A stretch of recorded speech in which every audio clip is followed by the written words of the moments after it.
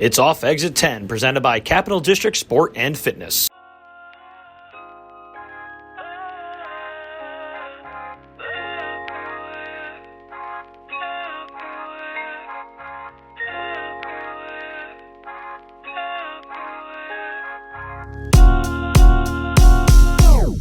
He's one of those guys, though, where you just see him online, you're like, he's always just doing so much. Like, how are you doing so much? Probably just a private jet lets you do so much. Well, that helps. And then it's like, I remember seeing, like, you have to have, like, I forget who it was. So I was listening to somebody talk about, like, when they were doing Black Adam, it's like, he's just got so many people that are on the same page as him that he's just like, all right, you're doing this, you're doing this, you're doing this, I'm going to do this, right. Boom, boom, boom, boom. And it's like, got a team. It's a machine. Yeah, you got to delegate. Yeah. Yeah. And then, what else was I going to say? Somebody else was saying something about his show. I can't remember what, but anyway. Yeah. Besides the point. But you're doing triathlon. You can't delegate your training. You got to. No. Right. I mean, it impresses me so much. So before we moved back here to open this space, which was in 2018, I was living in Boston with my wife. So I trained a group of triathletes at the gym I was at. Mm-hmm. And it was my first exposure to the sport. Yep. And just, the schedule that these guys and girls would go through, because they all had regular jobs. They had to live a life and support their families. Yep. But then it was like to get in the training as well. Yep. It's a lot. And especially if you're doing the Ironman, there's so much training. Your life is basically get up, train, work, train, go to bed. And the entire time in between, you're eating. That's all you do is eat and eat and eat. Mm-hmm. Yeah, because you gotta fuel yourself as well. Yep. Yeah. Yeah, that's true. Yeah, I've never eaten so much food as when I'm training for an Ironman. Did you have to learn that though, or did you have a coach to be like, "Hey, No, I learned that the hard way," or just as you got going with training, you knew you had to fuel yourself? It was a lot of figure it out myself, or I don't feel great today, why? And then figure out, maybe I need to eat. And then sometimes I'll overeat and I start putting on weight. I'm like, well, that's wrong. And Right. And then the other thing too is also when you're in the middle of training and you start eating and you actually start gaining weight, but you're not eating enough. So you're like, wait, I'm not taking enough calories, but your body all of a sudden starts to gain weight. It's like the opposite of what you think happened. Right. And so you need to figure that out. And yeah, it's just years and years of just practicing different things and seeing what works for me. For listeners that don't know, just tell everybody what an Ironman is, like what that entails. That entails a very long day. So start off with a swim, 2.4 miles of swimming, transition into the bike, 112 miles on the bike, and then you transition into the run, 26.2 miles, a marathon. That's a day. It's a very long day. I would have drowned. Just saying.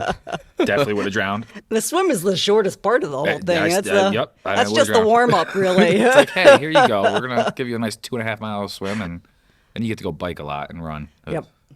How'd you get into the sport? My sister actually did, and she lived in the Boston area, and some office mates of hers decided they wanted to do this triathlon, and it was called the Danskin Women's Series, which doesn't exist anymore, and it was just for women. And the thing that brought a lot of women to it is because the person who, the spokesperson for it said, you will never, ever be the last woman across the line because I will be. She did every single race and made sure she was the last person. So no one ever had to be the last person, which is just awesome. So my sister did it and reported back to me and my other sister, I have two sisters, and said, you guys have to do this with me next year. So we decided, let's train and do it. And I've been in love with it ever since. Hey. Shout out to your sister. Yeah. Did you have an endurance background before that, like running Not or cycling? Endurance. I grew up riding my bike like a kid, around this area. That's how you got around when you were a kid, and it was a lot safer because no one was on their phones texting and all that stuff. Yeah, true. Are you from this area? I'm from Saratoga. Okay. So anytime I wanted to go see a friend when I was a kid, I'd hop on the bike and I'd go no matter where they were. So I always was riding. We had a pool growing up, so I was always swimming. And then when I got to high school, I joined the swimming and diving team, and running was never a thing for me. But when my sister said, let's train for this, I was like, I guess I got to learn to run, and been a runner for 18 years now. Yeah, I feel like swimming has to be the hardest for most people. I feel like that's just a skill I guess you're least likely. Yes. That's a very hard skill to learn. Anyone can swim, but to do it with, to be very, I don't want to say good at it, but to... Efficient. Yes, thank you. There we go. Yeah, 'cause it's like we had a pool our whole life growing up, but I'm not an efficient swimmer No, whatsoever. I had to take aquatics in college, and let me tell you, we had to do, I think it what? was like aquatics. Oh, aquatics. Aquatics. You know, you learn how to swim. Yeah, it's Because I was a PE major. I did get out of a lot of it because I might have gotten a tattoo during that semester, and I was like, I can't go in the water. You can't go in the water if you got a tattoo. Yep. Give me 2 weeks. But we had to do, what is it, 500 meters, I think, at the end, which was, I forget how many laps it was. You could do any stroke, though.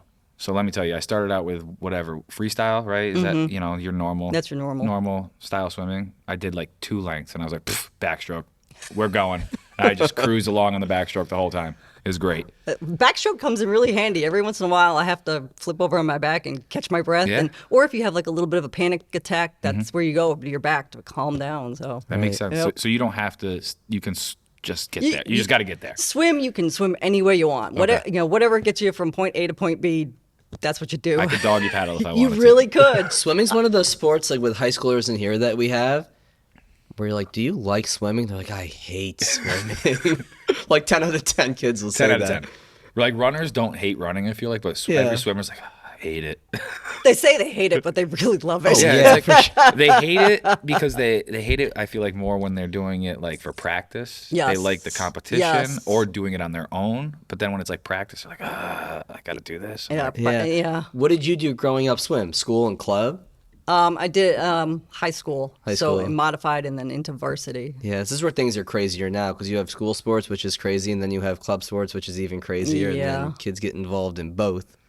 yeah. And it's just like And then they burn them out at a young age. 100%. I mean, just think about like what you go through in a week training, and I'm sure a kid's volume isn't near that, but it's still, you do the same stuff over and over again for months on end. You're gonna get Right, you're burned gonna burn out. them out, and they're kids, and they're trying to, be with their friends, trying to do their homework, and of course, that age they don't get enough sleep as it is. Yep. So now you're really not getting enough sleep. Yeah, 100%.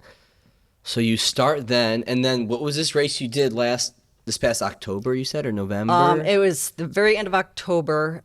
It was Ironman 70.3 World Championship out in St. George, Utah. So that was a 70.3. So for that one, it's a 1.2 mile swim, 56-mile ride, and 13.1 run. And this was your second time going to this event? Yes. Better, easier the second year or no? Both years were a challenge. I mean, it was a challenging course. The first year I did it in 2021 was a challenge because during the swim, I was in the last wave of I think it was 30 waves of people. During my wave, a storm rolled in, and it wasn't just like a little bit of rain. It was the wind picked up, and and this is in a desert, so there's nothing stopping it. Yeah. Right. So waves got really big. We started getting hailed on. We could see lightning happening. And it got so bad that the organizers actually said, pull them out of the water now, because they didn't want anyone drowning. Right. So I was one of the ones who got pulled. And typically, if you do not complete a swim, you're disqualified. That's it. Your day is done. But the organizers decided our group basically got screwed. Yeah. We're going to let you go. So I was able to complete it. So it wasn't the race I wanted because I didn't actually do the entire thing. So they just put you onto the bike after yeah, they pull you out? Yeah, they pulled us out, brought us in, and said, if you guys want to go ahead. We'll let you continue on this race. Right. So I completed it. I was very excited about it, but I was just not. I didn't do the full thing. Right. It made me a little bit upset. But I qualified again in 2022. Went back, and I was like, "Oh, this is going to be my year. It's going to be great." That year, we had to deal with the cold. So the year before, it was like 90 degrees. And then this past year, the morning we woke up for the race, it was, I think, 30, 34, 35 degrees that morning. Jeez. So And you got to swim. And you got to get in the swim. And because there was this cold snap showed up, the water temperature dropped like 5 to 10 degrees while we were there. Oh, that's awful. So it ended up being like 60 degrees or something when we got in the water. It was cold. Yeah, Jeez, still would have drowned. So when I completed the swim, and I was stoked because I actually You got to do Right. the entire swim. But now you got to get on a bike, and it's still 30 degrees out. Yeah. So clothes, lots and lots of layers of clothes, and just like as the race went on, depending on where I was on the bike course, whether going uphill or downhill, I would stop to take things on and take things off. So Yep. it took a lot longer, but at least I was comfortable. Yeah. And got to the run, and the run was great. Yeah. So So did you feel more satisfied after that one because you were able to do the whole thing without getting pulled out of the water for the storm? I did. I felt Okay. much more satisfied. It was longer and slower, but I did the whole thing myself. Yeah. And I enjoyed every second of it. How many competitors are in that?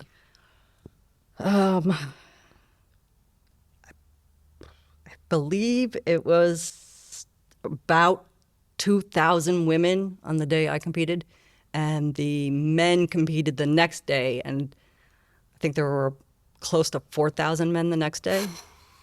Because that's the 70.3. What's Kona? Because I remember when I was in Boston, that was everybody's like Right, that's Ironman. That's the full That's distance. full. Yeah.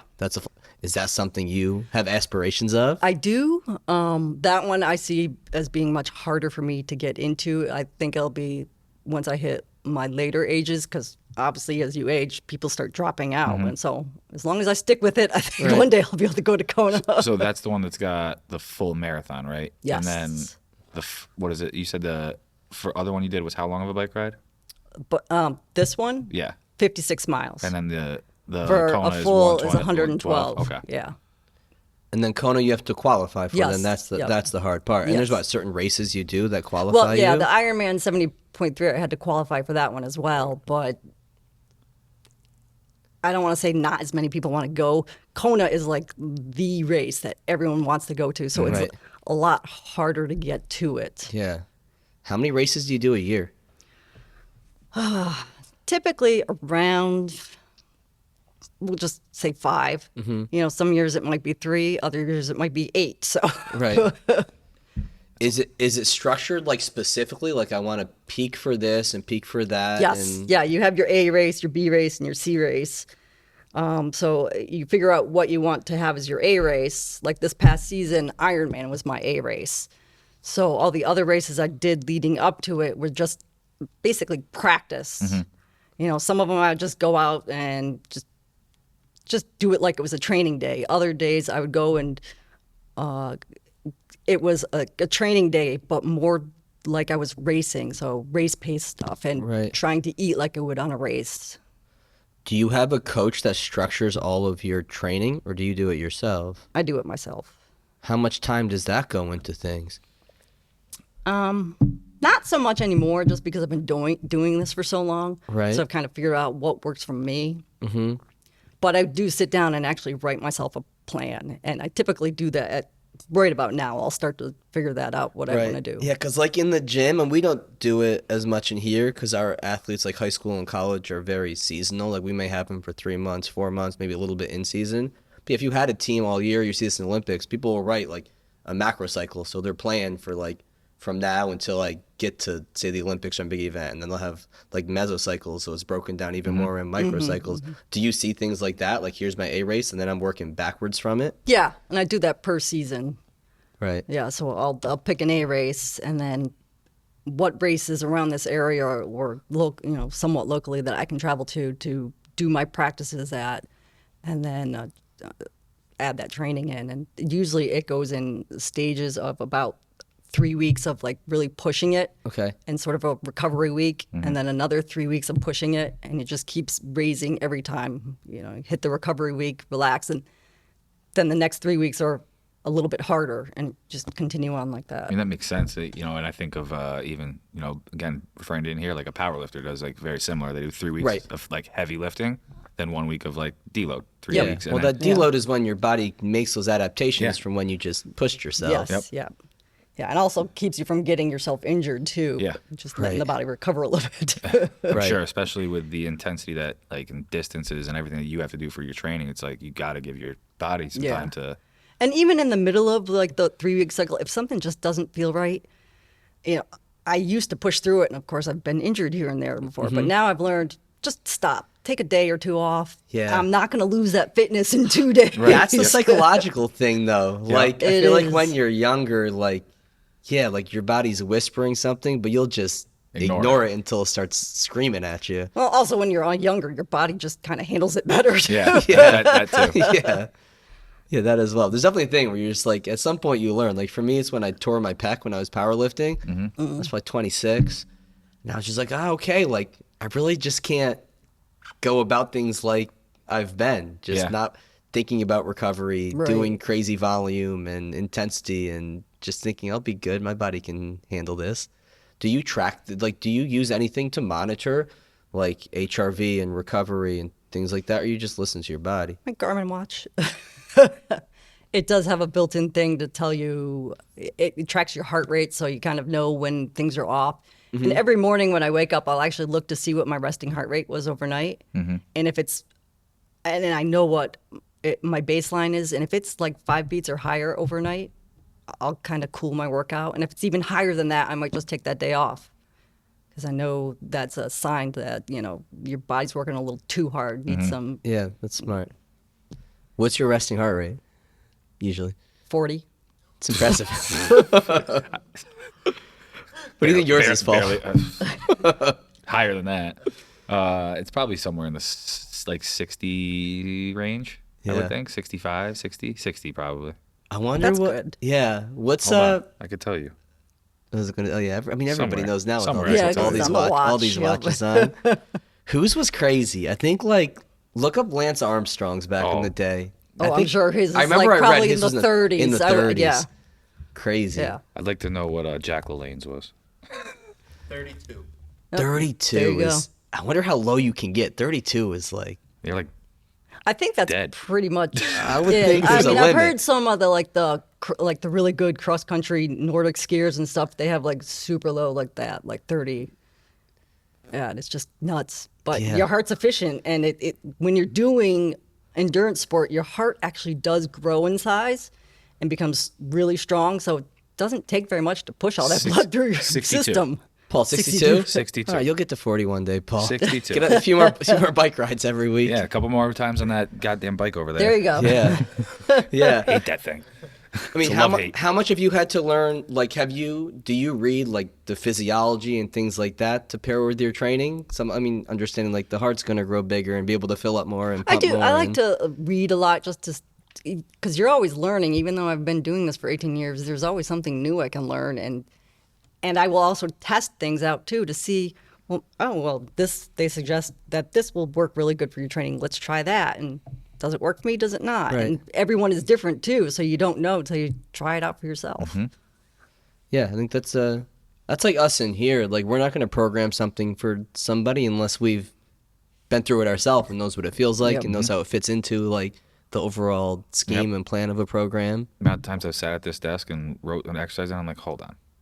Let me go see if I can do this. And Yeah. then I do it, and I'm like, all right, this is doable. Or I'll be like, no, like this isn't like doable. I like remember one time I set something up, and I was like, yeah, this isn't gonna work. Yeah. And it's just trial and error, whether it's for yourself or for like us, for somebody else. Right. You got to try it out before you know if it works or not.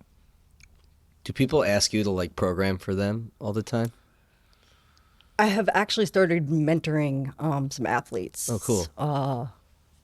And I figured, why not? I've been doing it for so long. Mm-hmm. And I like to work with women because I want to push women in this sport to, women aren't as involved with it because they take themselves and they don't put themselves first a lot of times. And I think women need to do that more. So that's why I want to help women out.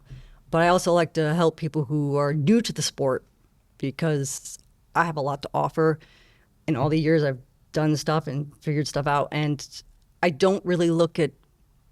Some coaches will look at numbers like what's your power and what's your VO2 Right. max, and I don't do that. I like to do it by feel. So I think it's easier to help someone who's newer to be like, this is what you need to listen to your body for, to feel, to make yourself feel good and get out there and do that training. Yeah, I think you get to a spot maybe where those numbers can be helpful. It's like the minutia to help you make adjustments in training.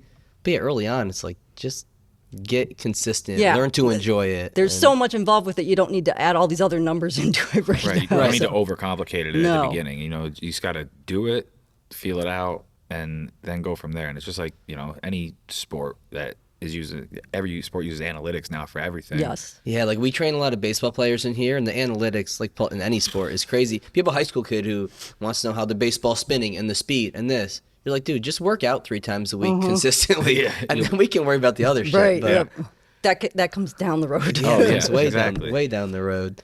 What's a regular training day like for you? Like, how do you piece in, or I guess the week, like training your swimming and biking and running? When I'm in the thick of it, I will wake up probably about 4:30 in the morning. Typically, I will do a swim in the morning because it's very easy on your body that early in the morning. I find running for myself is just too hard first thing out of the bed. So I'll go do my hour swim, get some breakfast, go to work, eat a bazillion times a day while I'm at work to prep for my afternoon workout. And the afternoon is usually a run or a ride. And then I also try to mix in weights as well, because that's just good to keep your body strong, and it helps with preventing injury. And yeah, but the closer I do get to a race day, the weights just have to get lost for a while. Yeah. Just don't have time for it. Yeah, because your volume's increased in everything Yeah. else. But I like how you said, like, the weight training is for, like, to not only help you get stronger, but prevent injury. Because Yes, I feel like, it does. you know, I have that discussion with our athletes in here a lot, is that, you know, and obviously when you're in season, it's tough. You got practice, you got Yeah, this, you got yeah. that. So I'm not sitting there putting pressure on them to get in, but I'm like, you still want to do some sort of working out because Mm-hmm. it's going to help you with injury prevention, even if it's once a week. Yeah. You know, it's going to help with that, help you at least maintain a little bit and go from there. Whereas, And you also just use muscles that you wouldn't use Exactly. in the sport. Right. You know, you use them in a different way, so it helps keep them stronger. Yeah, and Absolutely. you want to balance because, yeah, like it's very repetitive to run and to cycle and to swim. Yes. So Yeah. yeah, you same need thing to over count, and over and count- over again. to And there's a lot counter- of forward motion, so when you hit the weights, you can do that lateral motion, Right, yeah. which will help strengthen the whole body. Yeah. Yeah. Has that always been a part of your routine, strength training? On and off, yes. Yeah. Yeah. Yeah. I do enjoy it a whole lot. I actually, before I really got into triathlon, I used to be at the gym a lot. I just enjoy the weights. They're fun. I mean, I'm with you. I like to pick things up, put them down. Yes. That's what got me into this. Yeah, it's a good outlet. Yeah, it's definitely, you know, you can channel some inner demons if you need to, or you just have a good time. Yep. Either way. Yep. Either way. Yep. So that's what I love about it. Is like I could be having my worst day, come in and have a great workout because I was having my worst day, or I could have my best day and have a great workout because I was Yep. having my best Yep. day. That's the one thing I like always liked about working out is like whether I'm having a good day or a bad day, I can always have a good workout. Yes. And then if I do have a good workout on a bad day, I probably feel better. But you almost always feel better Right. after a bad day. Yeah, like 99% of the time. Yes. There's like 1% where it's like, yeah, I still feel like garbage. Yep. And you go, well, maybe I shouldn't have worked out that day. Yeah. Yeah. How do you balance doing your regular job and then fitting all this in? 'Cause what time do you have to wake up to get in your first workout? 4:30. She's on that rock time. Yeah, typically I get up at 4:30, just get it done. I have to be to work at 8, so that's why I get up so early. Right. That makes sense. Yeah. And you do an hour swim, you said, right? Typically an hour swim. It's a long time. Yeah. Or the other thing I'll do sometimes in the mornings, I'll get on the my bike trainer Okay. because it's too dark, so I can't go outside. So just get on the bike trainer and just spin in the dark, and I'll have my coffee while I'm doing Right. it. Little reward. you know? Yeah, Yeah, you got to multitask. Yep. You ever put shows on while you're biking? absolutely. What are you watching? Right at the moment, watching the show Emily in Paris. Isn't that new? It's on Netflix. I think It's a the Netflix second season, thing. right? Yeah, it's or third season just started. 'Cause Yeah, I saw it was like in the top 10 shows or whatever right now. Yeah, but I mean, I do like the Walking Dead. Usually, like especially if I'm going to be on the trainer and going to be there for a while. Sometimes I'm there for 2-3 hours. Mm-hmm. I put on movies, and I love action movies because you don't really need to pay that much attention Yep. to it, but it's got Yeah. that action and it gives you sort of that little adrenaline rush. So the workout goes really good. That makes sense. Who'd I see tweet out? There's the other show on Netflix. It's Emily the Criminal. It's with Audrey Oh, Plaza. yeah. Who's great. She was just in White Lotus. I saw somebody tweet out like they thought that it was a spin-off of like Emily in Paris, and they started watching it. They're just like, wait, like, what is this right That's now? Not the same thing. Oh man. So you've dealt with injuries over the years? I have, yes. Overuse injuries. And that's where I've learned that I need to, when something starts tweaking and not feeling quite right, lay off of it. It's not going to get better. Right. It never does. I had a knee injury once, which actually stopped me from running for quite a while. And I found that was a combination of the way I was running and actually the shoes I was using.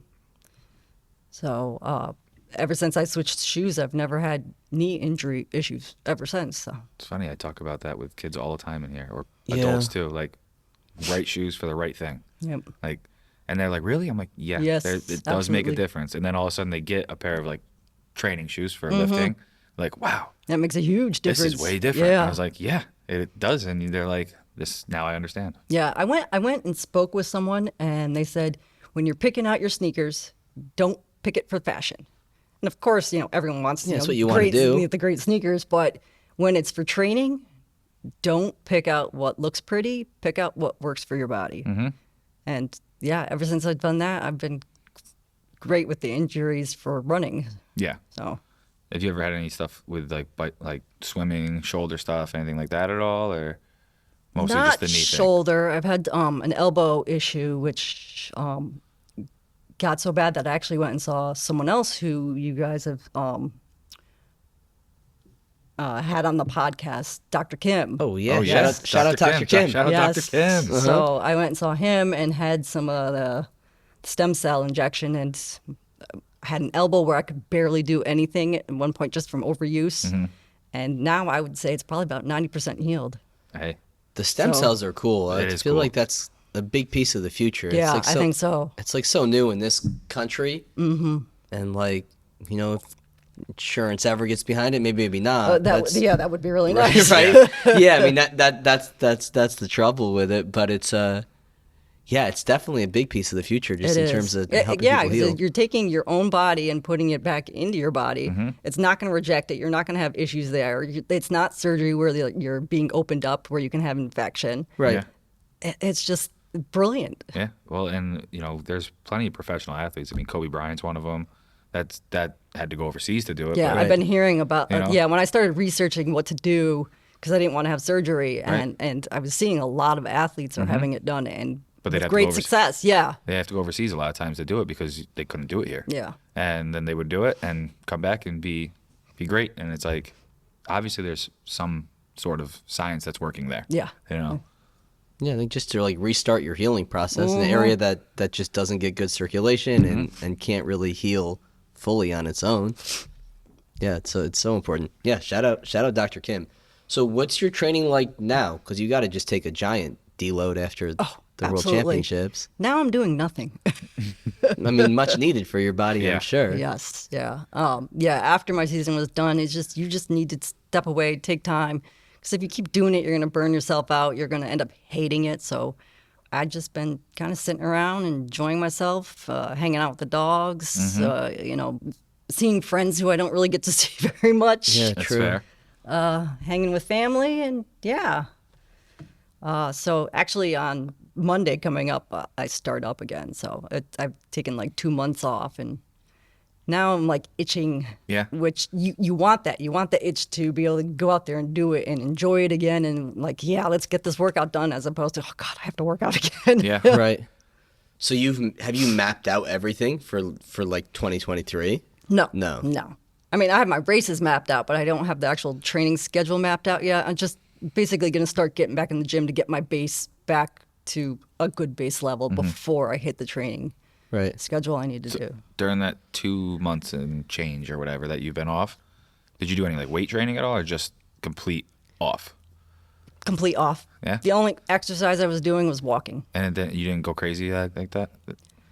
No. No? No. That's good, though. Well, I think you get to this place of like maturity. We just learned like my body Needs Yes. this. Yeah. I don't have this like obsessive feeling where like if I don't work out, I'm gonna feel terrible or I'm gonna lose all my gains Yeah. or Yeah. I mean, I know, yes, I'm losing some, but at the same time, I know that as soon as I get back in the gym, it's going to come back so Yeah. quick Right. because 2 months off, really, in the scheme of things, is not that much. It's not it's that so much. small. It's like orthopedically you need it, and Yes. like all their like aerobic gains, like Yeah.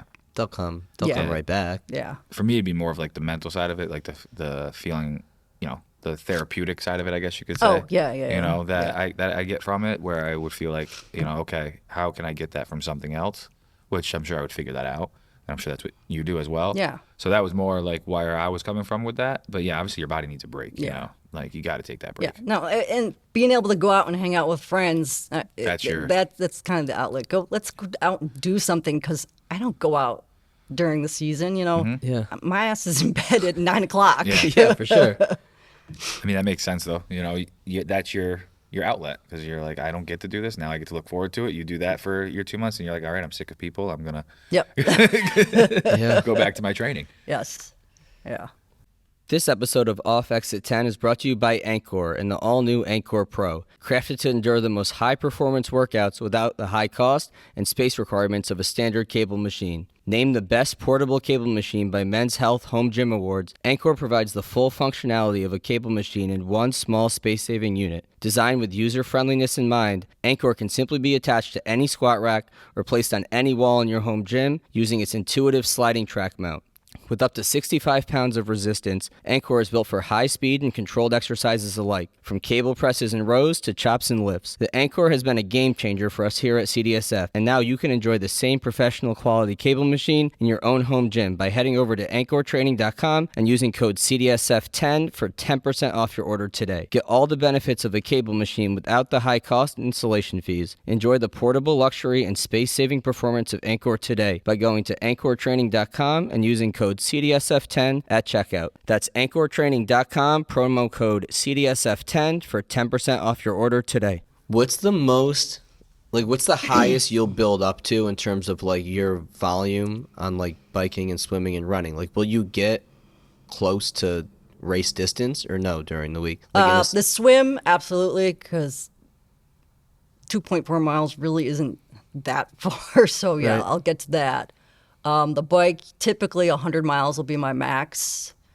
And the run, usually 18 to 20 miles. I don't really need to go over that. right. Yeah. Your body will just know what to do in another 6 miles. I mean, I say it like, oh, it's just another 6 miles. But at that point in time, your body just like, another 6 miles. Let's just get it done and Yep. do it. Yeah. Right. Because then with triathlons too, there's sprints, right? A sprint would Yes, be a even there's sprint. They actually now have a new one, super sprint. I don't know the distances on that one. Shorter than a sprint, Yeah, though. shorter than a sprint. Sprint, Olympic, half, and then the full. So what's a sprint? A sprint distance is a 1 mile swim, 24-mile ride, and a 10K. I might survive the swim, probably survive the bike ride. I'd die on the run. Die. You can do it if you do the sprint, because that's I mean, if I train short. for it, Like, yeah. that's where, Anyone can do it. Yeah. Anyone can. that's where people should start. They should start with a sprint. And a sprint, that one's even shorter. That's like a 500-yard swim, a 12-mile ride, and a 5K. So anyone can do that. That takes, at max, like 2 hours of your time. Right. So you can do that. Yeah, I could probably do that. Yeah. And that was my first race, and my first sprint took me probably an hour and 40 minutes. And now, if I go out and do them, I'm down to about an hour 10. That's Impressive. moving. Yeah, That's shame moving. that up. What was your time at the last World Championship? Oh, God. I think it was like 7 hours, which 7 hours personally for me is slow, but I had to deal with the cold and all Right. that. typically, my PR is like a 5:35. Typically, I'm about a 5:45 to 5:50 finisher. It's impressive. Yeah, that's very impressive. What was it when you first started on a 70.3? My first 70.3. That's probably close to 7 hours. Yeah. My very first one. I was scared to death of the very first one I did. I signed up and I literally cried standing there. Like, what did I get myself into? Just about what's ahead of you. Yep. And I went out and did it, and I was like, "Ugh, I can't wait to sign up next year. Oh my God, this was the best thing ever. And yeah, so the longer distances, I really love those. Yeah. I mean, that's the feeling you want to give like people, like women, like you're talking about though. Like, Yeah. Like, you feel scared about doing it, but if you put your mind to it, you can do it. And I think a lot of women, especially in sports, don't think they can. yeah, and I like endurance events, or I always think about, cause we didn't have wrestling in my high school, but then I became friends with a wrestler in college, and just those like team sports are nice, but individuals, like the work you put in is what you're gonna get out. Yes.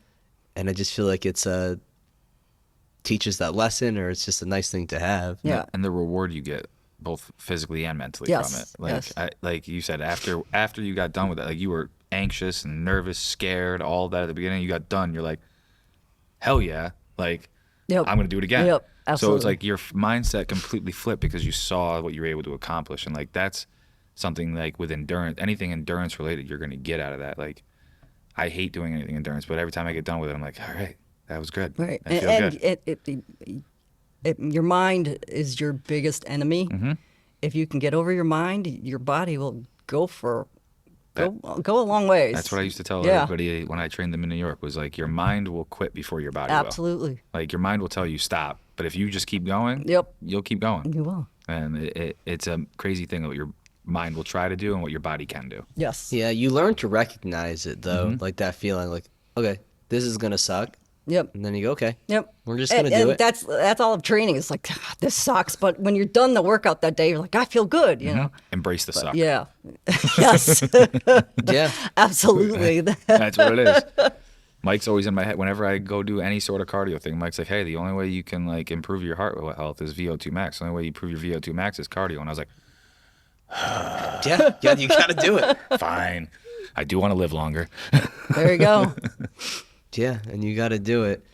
Or like this morning, I told Paul, I woke up and I was just like, oh, I'm 4:30, just like, oh, I'm exhausted. I don't know how I'm gonna do the day. And I haven't done this in forever, and I was like, fuck it, like, I'm gonna get in the shower, I'm turning it on super cold, and I'm just gonna stand there for a little bit. The and be hangover like, shower. And be like, okay, Yeah. and be like, okay, here we go. Wasn't actually hungover, but Yeah. that's what you would. I feel like anytime I've ever been, I'm always like, all right, cold shower, that'll help. And then it still doesn't. No. I feel like whatever time the alarm hits, though, it's tough. It could be Oh, 4:30 it or is, 7 or yes. 8, or it doesn't matter. It doesn't, doesn't matter. Doesn't matter. It's always tough. Yeah. Especially if it's dark out. That's like That's the worst Yeah, part. it's the worst. This time of the year is harder. It's so hard. In the summer, when the sun's come up at 4:30, like, I'm awake when that sun comes up and ready to go. Like, but right now it's like, oh, come on. I did learn today though that the sun will be rising earlier 1 minute a day. Oh, now from it's down to 1 minute. Now until we get to spring. So I was like, all right. Something to look forward that to. gives me something to look forward to. We have a guy in here who will always like tell us like, oh, today was the shortest day. Now every day is going to get longer. Or this was the earliest sunset. Now every sunset's going to get later. And like he came in today, he's like, every sunrise is going to get earlier now. I'm Yep. like, yes, thank you. Appreciate you for that. Yep. So there you go. You got something to look forward to. Now the do, sunrise is gonna be earlier, so you can get out to your swim or run or bike or whatever you're doing in the morning and not feel. It'll get lighter by the time I'm done now. Yeah, yeah. That's something to look forward to. It is. Yes. Do you ever look at races and just choose them because you want to travel somewhere? Like, I would Yes. love to go here. Yes. That's what's cool about it. Yeah, that is cool. Yeah. Like, like where have you been? You're like, okay, I'm going here because I just want to go here. Furthest for triathlon has been Calgary, Ooh. where my husband and we decided to do.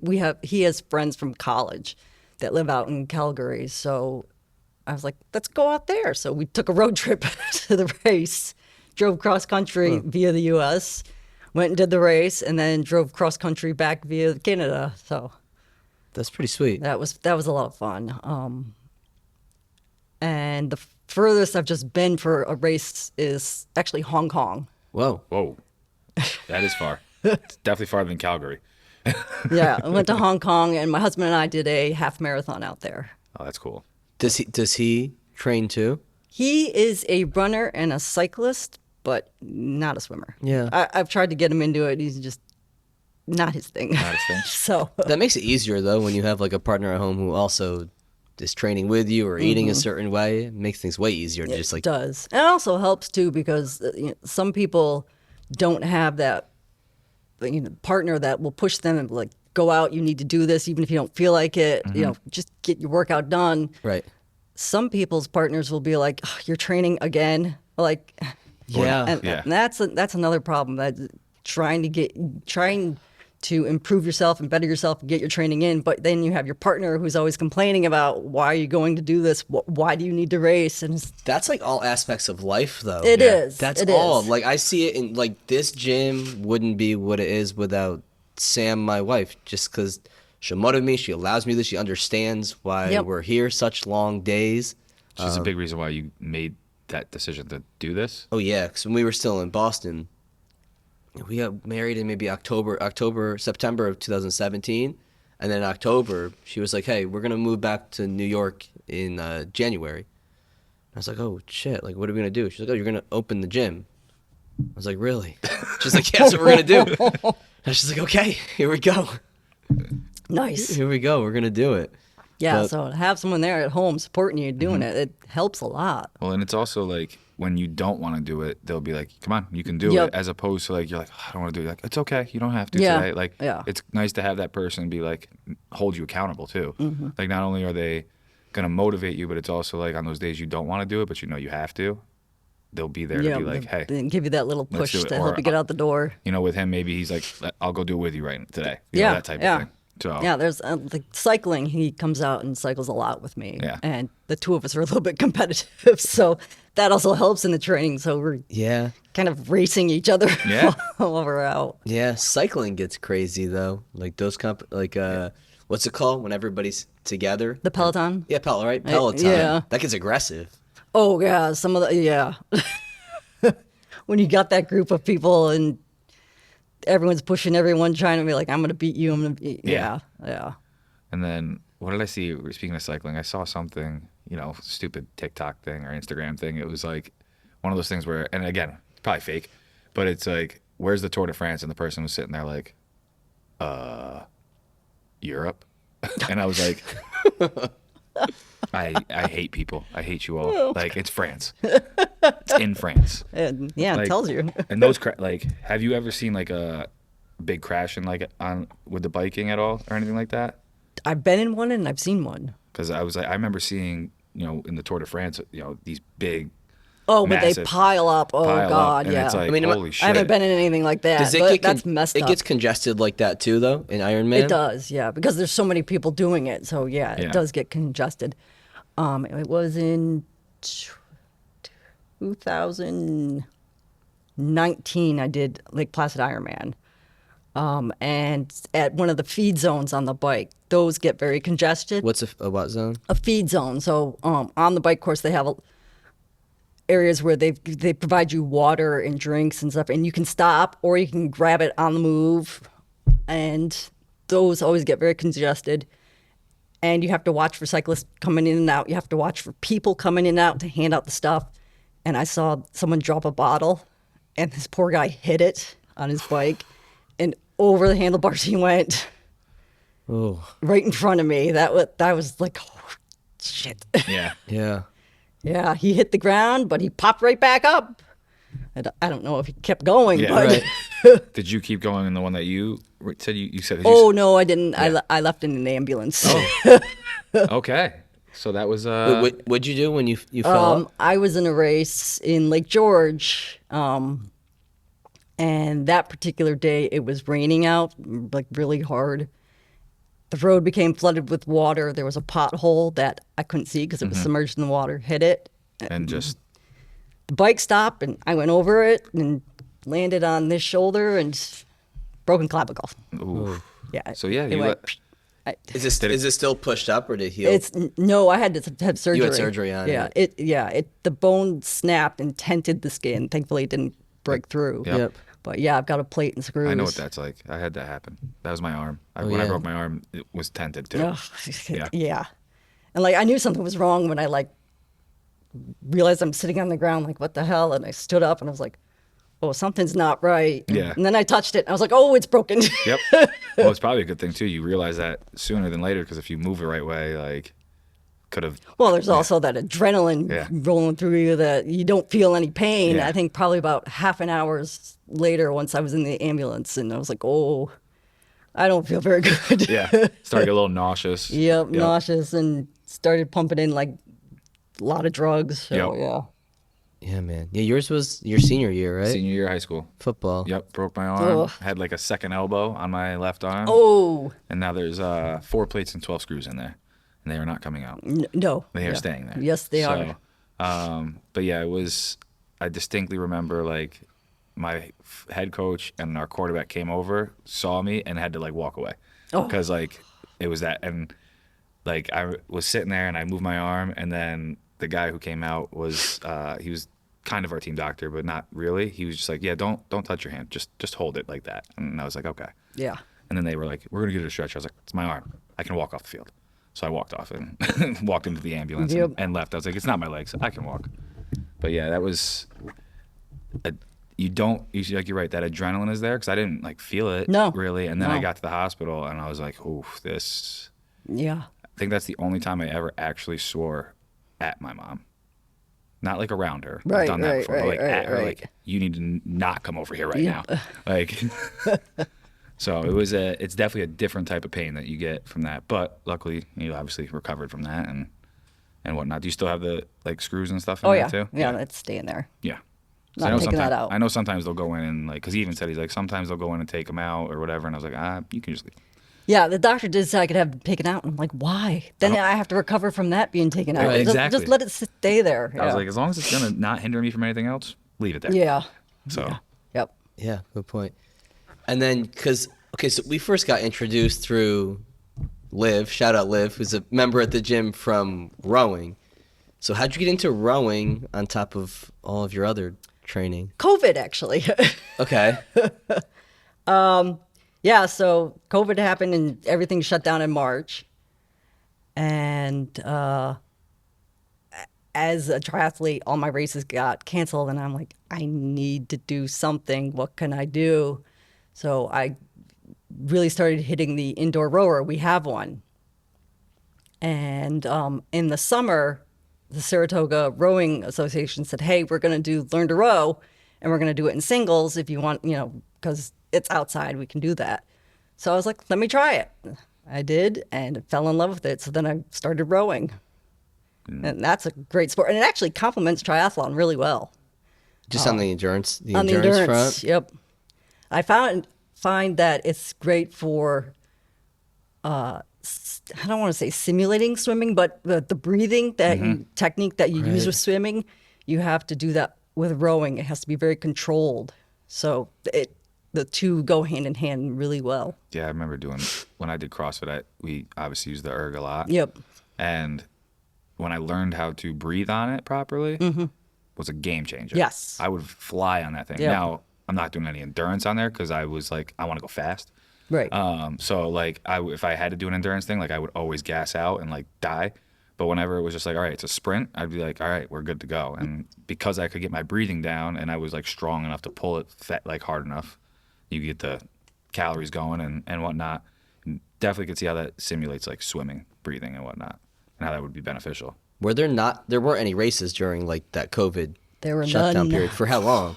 A year. Full year? A full year. You must have lost your mind. I did. Yeah, that had to be real tough. There was an indoor try that I did in like the very beginning of March. So that was like the only thing I had that entire season because everything got shut down after that. And yeah, the indoor rower that I used a lot at home was great. I did a lot of running. I was actually afraid during that time to do cycling because I didn't want to like accidentally get into an accident and end up in the hospital because Right, that well, was a mess. yeah. So yeah. And swimming you couldn't do because all the pools were shut down. So Right. yeah, so finding the rowing, it was great. That's a lot of fun, and it works really well with triathlon. And then you get Yeah. the team environment too. Yes, you do. So Yeah, that was, because Right. you don't really have that in triathlon. So you know, it gives you a little bit of a different feel. yes, yeah, because you have to actually work like exactly as someone else in front of you or behind you to get that boat to go. So And it's fun to learn a new skill too. it is. always. Like, Yes. I still want to learn how to use a lacrosse stick. So one day, one of these kids will teach me. yeah, lacrosse is cool. Like we knew, it's a sport we had. It wasn't knew what around it us. was. Yeah, but we never saw anything growing up. I had no did idea. Did you play any field sports and other than you just swam? I did not. Yeah. I swam. That was my thing. She liked to have her feet not touching the ground, just in the water. Yeah. Yeah. The hard part now with kids is like they'll just get forced, like pushed into one sport at a super, super young age. Mm-hmm. What's your like? Do you see that?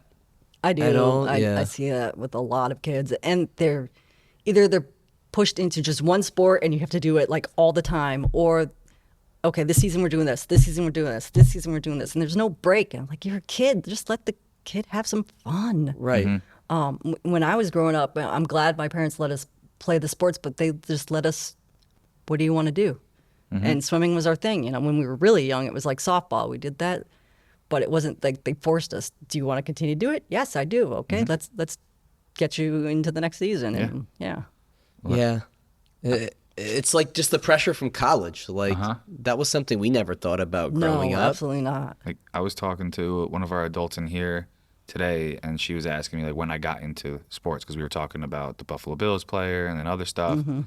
And I was like, honestly, I was like, one of the first things I ever read was the bottom line. Like actually read out loud was the bottom line on ESPN, like little ticker that went across. I like read something on it when I was like little. I was playing baseball when I was like 4, probably basketball when I was 4, soccer when I was 4 because we didn't have football until I was in 5th grade. And I was playing all 3 sports, and I just did it because that's what I wanted to do. It didn't have anything to do with my parents No. telling me I needed to do it. It's like I saw sports and I was like, oh, this is awesome. Right, This is and what you I want wanna to do it because it's fun, and Yeah.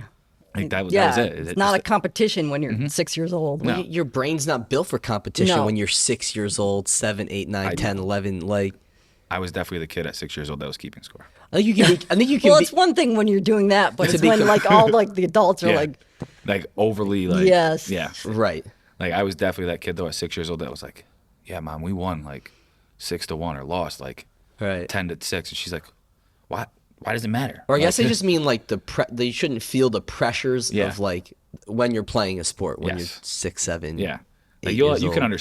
understand like the obviously competitive side of it, but like the pressure Yeah. of like, oh, I need to win. yes, Like that's not there. Like even if we lost, it wasn't like I cared. I just kept score because I wanted to know who won and Right, lost. I just right, wanted to know. right. I wanted to know the result, and I'm a numbers person, so Yeah. like those things all go hand in hand. yeah. Now it seems like it's also the pressure of like, if I don't win, I'm not going to college, and but like, why are you thinking that far ahead? You know, that's your parents getting into your head. Yeah, or other coaches. Yes. Yeah, or social media. Yeah, yeah, that's a huge thing. Yeah, I'm glad we didn't. I mean, we didn't have that in middle school, elementary school. No, Yeah, yeah.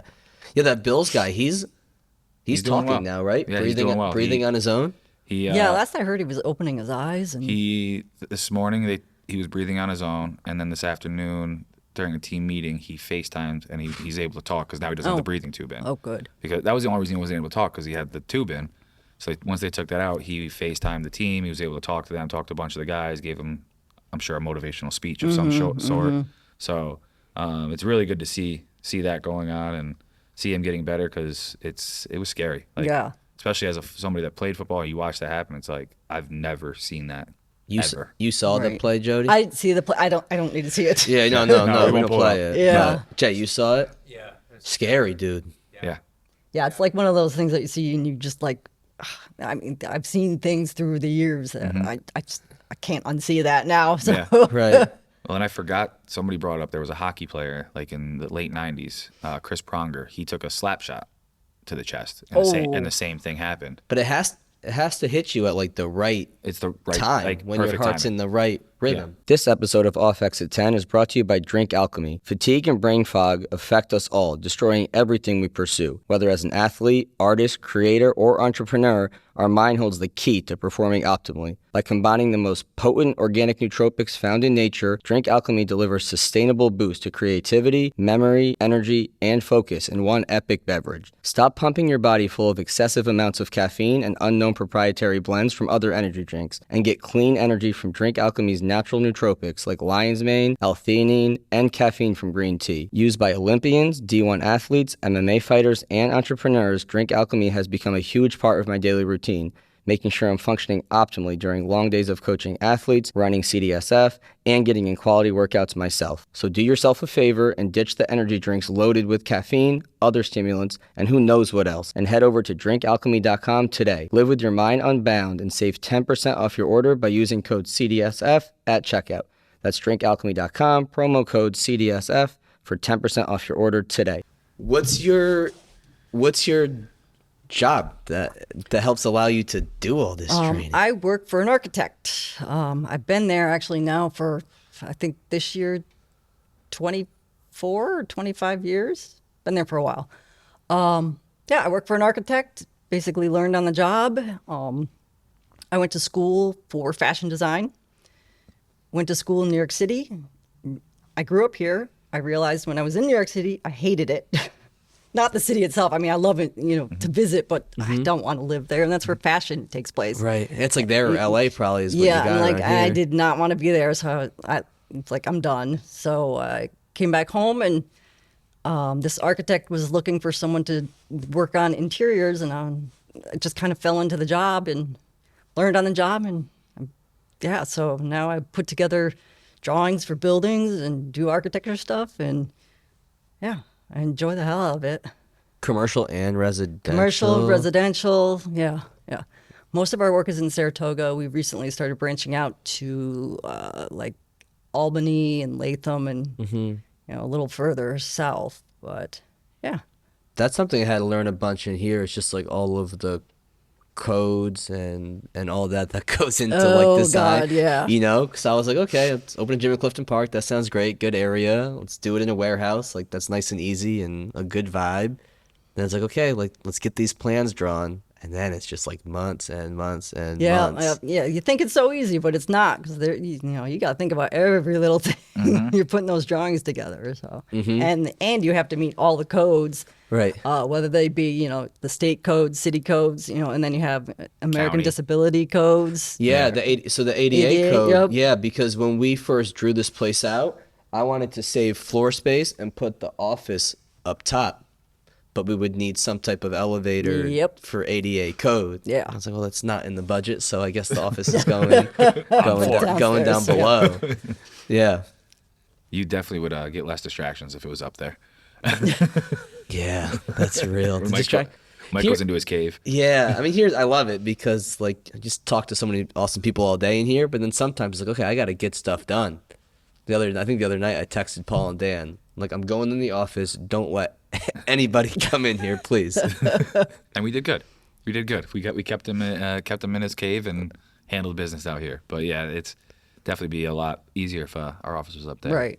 Yeah. But like my brother-in-law is doing the same thing because he's a tattoo comic book artist. He was on our podcast recently, and he's opening his own spot. But he's going through that same thing as a tattoo artist. There's a lot of obviously things that you have to make sure you have. Right, and and then don't you have the have. health department stuff involved in that too. So, and I saw somebody post because he's got like his sign and his door up now, and somebody's like, "I'm waiting until you open for me to finish my sleeve," and I was like, "That's not going to be for like a fucking year." I'm like, "You better plan that sooner than that if you want to finish it, like anytime soon." I'm like, because he's even said he's like, it'd probably be another year before he's fully open and whatnot, or close to that. It's just like it's got a lot of stuff he's got to do, and it's like he's also got to make money and work still. And it's like that's not the only thing he's doing. Just like for you, like you got to work and train and do all the other stuff. So yeah, there's a lot that goes into the architecture side of things that you don't realize. No.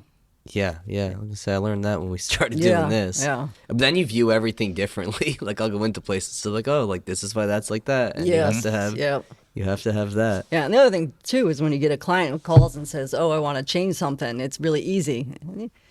Might be easy to say that, not so easy to Yes. implement into all your drawings and make sure everything's coordinated. And yeah. Do they drug test as you get further along into things? I was literally looking at the same question. They can. I have not been drug tested, but at any USA triathlon sanctioned event, they can pull you aside, whether it be before you race or after you race, and say, piss in this cup. So I am very aware of any of the supplements that I take Right. to make sure they're drug free and don't Yeah. have anything weird stuff in it that could possibly ding me. Because if I were to pee in a cup and they say, yeah, you've got an illegal substance, I can be banned, even though I'm not a professional. Right. So Yeah. and I don't want that to happen. No. Yeah, the supplement industry is crazy because it's not FDA regulated. No, it's not. So it's like, you'll get a company that makes, let's just say, creatine, but before it went through the conveyor belt with their creatine on it, who knows what was on that? It may not have gotten cleaned, or it may have some proprietary blend that we don't even know Yeah. what is in it. Yeah, so it's big. Like, we'll tell kids in here, and especially college kids, it's called NSF. Make sure things are NSF certified, just third party tested Yep. before you do it. Yeah. But in endurance sports, what are the biggest, like, because it's like blood doping, right? Is a big thing in endurance sports. Yeah, I've heard a lot with cycling. Yeah. Truthfully, with the triathlon, at least with the people that I know of and hang out with, and I've never heard of anyone doping, but I mean, I know it does happen. Yeah. So you've never encountered that I've- happen, no, I've like never. even at an Yeah. event or anything No. like that? What's that documentary on Netflix where they talk about it? They like busted open like the whole like Russian. Look it up, Paul. It's like Netflix. Was it with the Olympics? Yeah. It was a guy who wanted to compete in cycling, and he said, "I'm gonna find." Mike searched this recently. Yeah. What's it called? I remember I looked it up. It was literally like the first thing up there. Icarus? Oh, Icarus. Icarus. Yeah. Yes. Did you watch that? I started haven't, it. I haven't, but I do have that on my to watch list. I'm Yes. Apparently not cultured. Yeah, it's like a guy who wants to.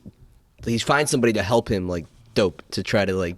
I think it's a cycling race, and ends up while this guy's helping him, finding out this guy's like helping the whole Russian like Olympic team and supplying them with blood doping or whatever with other Listen, with other Russians have been doing it PEDs. forever. So. Yeah, true. Still doing it. We just don't know.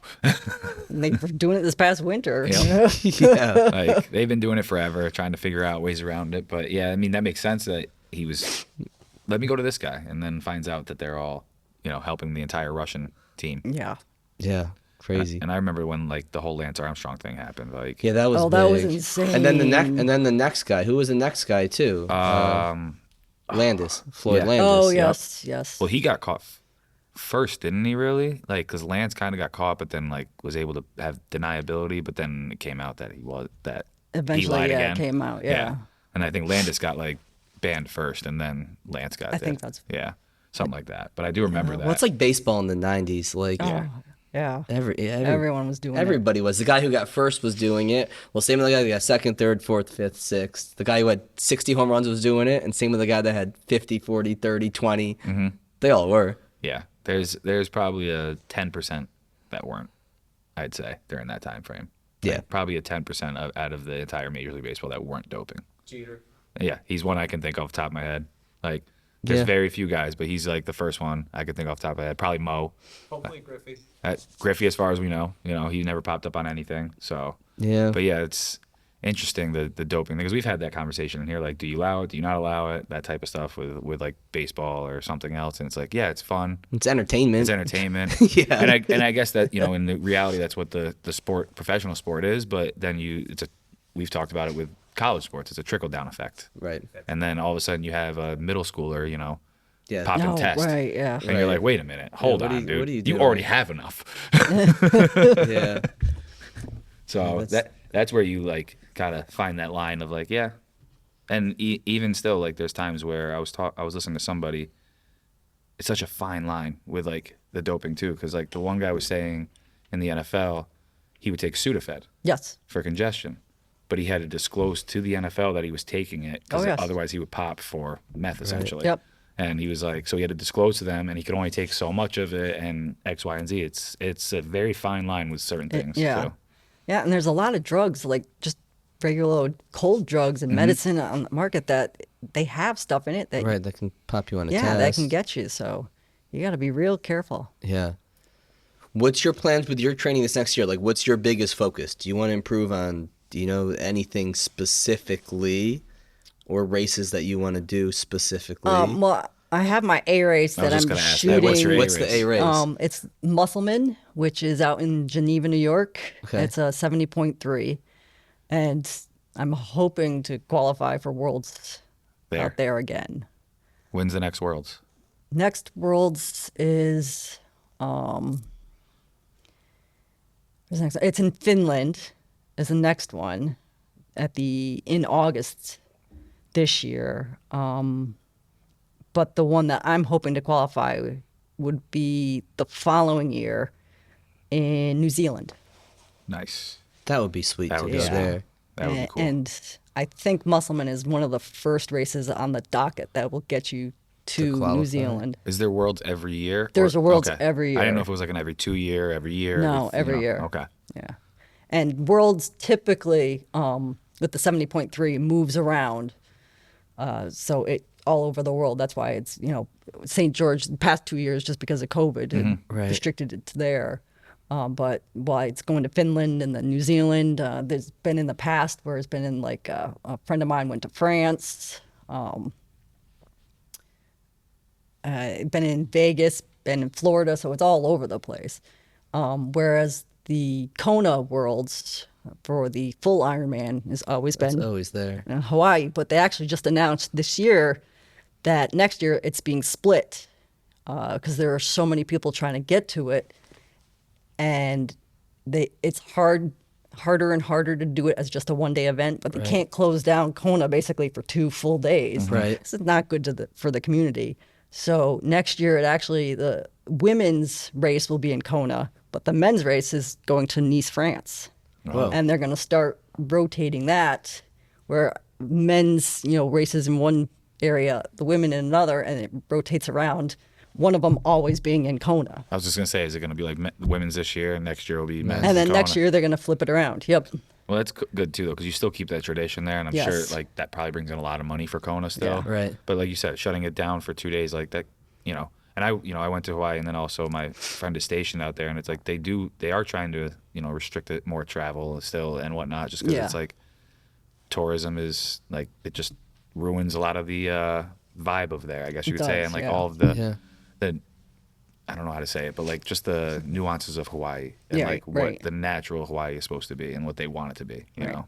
And also, with 2 days events of where you've got like basically 10,000 That's what I was people, gonna say. It's because like- not only it's the athletes, but it's everyone that's traveling with the Right, athletes are right. coming in and taking over this town. And, being from Saratoga, and, not Oh, that it's track like that season in huge, the but summer. track season sometimes it's just like, oh my God. So Yeah. I completely understand. Right. Yeah.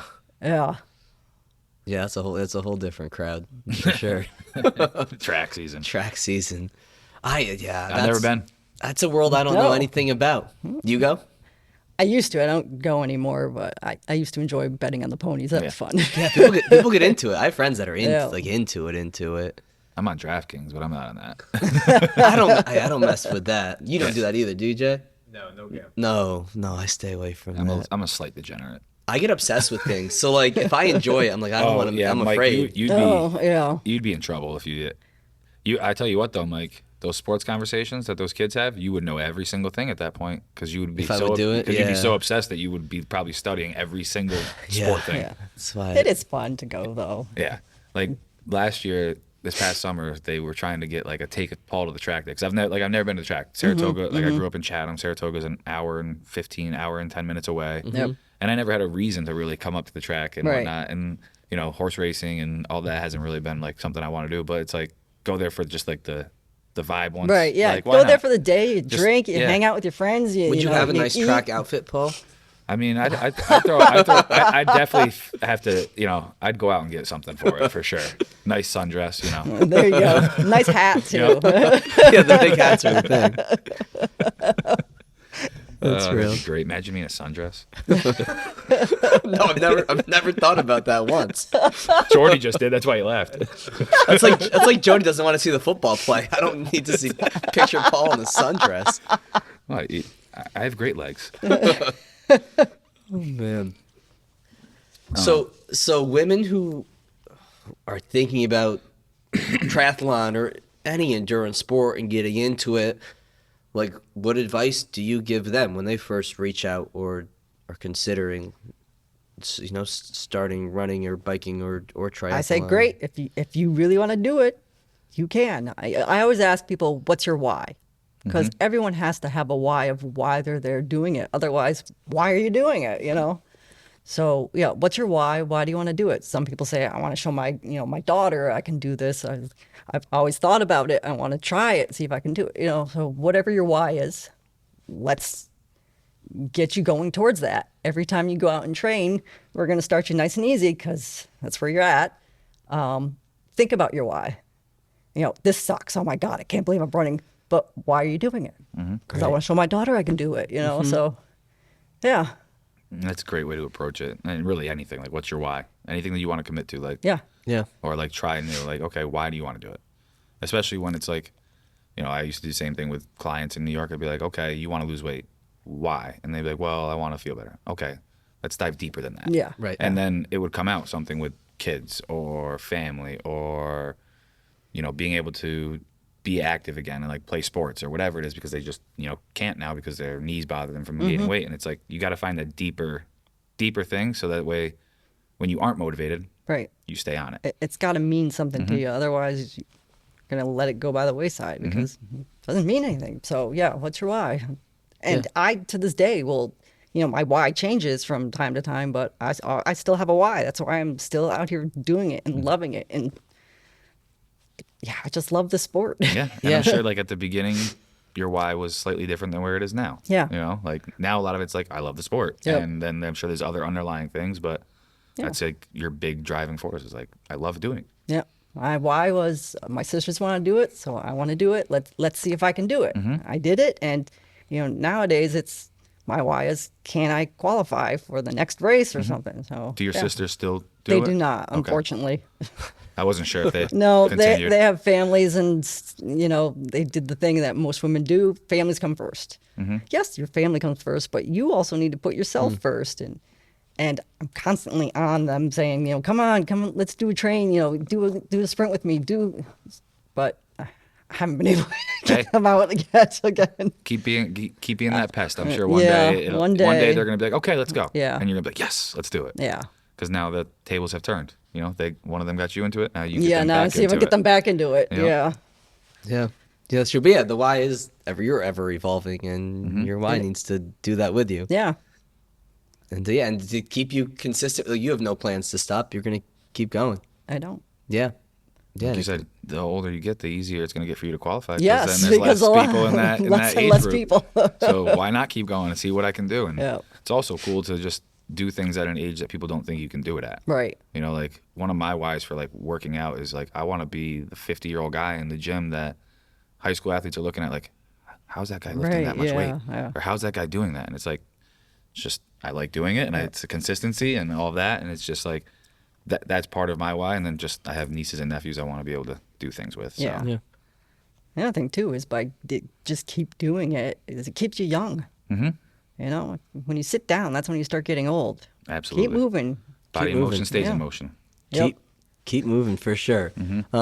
Yeah, Jody, I appreciate you coming on. Absolutely. I'm happy to be Talking here. This triathlon was and- great. Yeah. And learn about your story and just your training, and it's impressive. Like I said, when I first kind of got introduced to the sport, I was just like, wow, it's the amount of time that has to get put in, and the commitment and the planning, and on top of working a job and having a family, it's incredible and impressive. So and if it's something you want to do, you're going to make time for it and do Right. it. So, yeah. I definitely learned a lot about just triathlons, Ironmans, all that more than I knew before this. So I definitely appreciate because that just helped me with kids in here and who knows? Maybe there'll be a day I decide I want to do some There you go. endurance. There you go.